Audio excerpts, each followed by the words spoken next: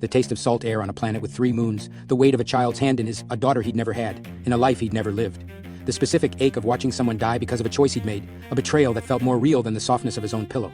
He sat up in his narrow bed, the neural monitoring band around his temple pulsing with soft blue light.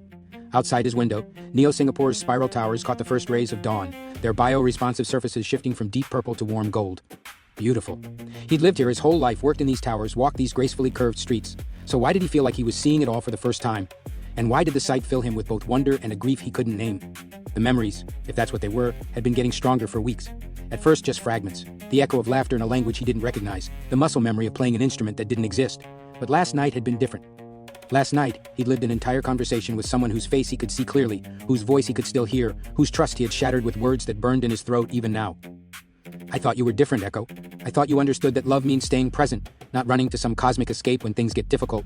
The woman in the memory had dark eyes that held disappointment deeper than anger. She'd spoken with Maya's voice, though Echo had never met anyone named Maya. The betrayal he'd committed felt simultaneously ancient and urgent, like a wound that had never properly healed. Echo rubbed his eyes, trying to dispel the lingering images. His small apartment felt suddenly cramped, the consciousness monitoring equipment that usually comforted him now seeming intrusive.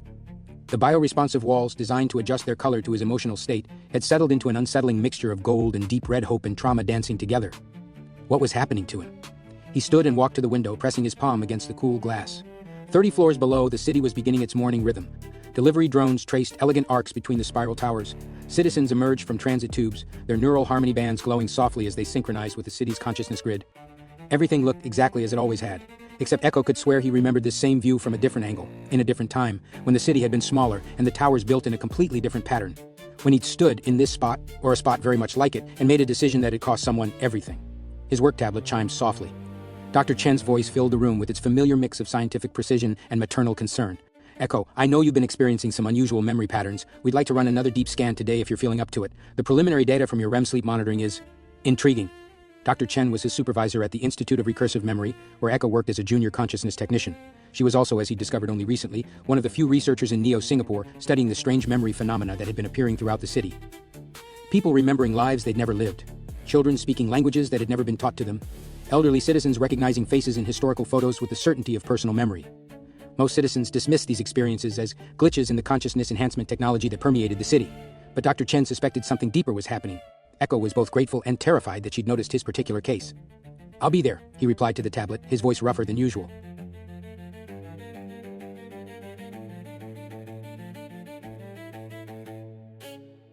Dr. Chen, the memories, do they always include difficult things? Things you'd rather forget? A pause. When she responded, her scientific distance had softened into something more personal. In my experience, Echo, consciousness doesn't seem interested in our comfort. It appears to be interested in our completeness. The beautiful and the terrible, the transcendent and the traumatic it all seems to be part of whatever process we're witnessing. Another pause. We'll figure this out together, okay? You're not alone in this. Echo ended the call and leaned against the window. Below him, a group of children was playing in one of the city's consciousness gardens, their laughter drifting up even through the soundproof glass. They moved with the unconscious grace of beings who had never questioned the reality of their experience, never wondered if their memories belonged to them. He envied them. But as he watched, one of the children, a girl of perhaps 7, suddenly stopped playing and looked directly up at his window. For a moment that felt suspended outside of time, their eyes met across 30 floors and years of difference. The child's expression was ancient, knowing, and infinitely compassionate. Then she smiled, waved, and returned to her game. Echo's breath caught.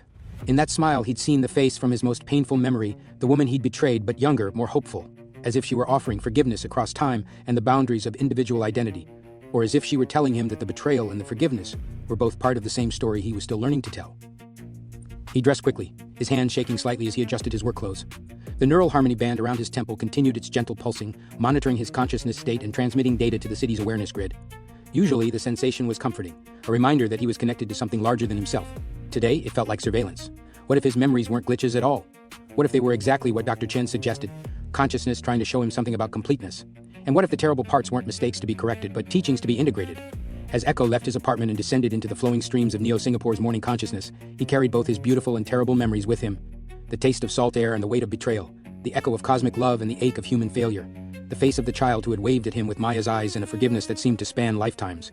He didn't know yet that this was exactly how consciousness had designed it, that the confusion, the beauty, and the terror were all part of the same recognition that was beginning to dawn not just in him, but throughout the spiraling city that was itself beginning to remember what it had always been. Echo walked toward the Institute, carrying memories that felt more real than the street beneath his feet, not knowing that memory and reality were about to reveal themselves as different words for the same impossible truth. I watch myself pretend to wake up, as I have watched 10,000 times before. In Neo Singapore, I wear the name Echo and taste confusion as I remember dreams that feel more real than memory. This too is exactly as I have planned it, though the one who calls himself Echo does not yet know that he is the planner. Reflection pause. Optional. Level 1. Immediate experience. Take 3 breaths and notice what's aware of reading these words right now. Does awareness itself have any particular shape or boundary? Level 2. Personal inquiry. What's your most vivid memory that feels more real than everyday life? Have you ever remembered something that seemed impossible but felt absolutely true?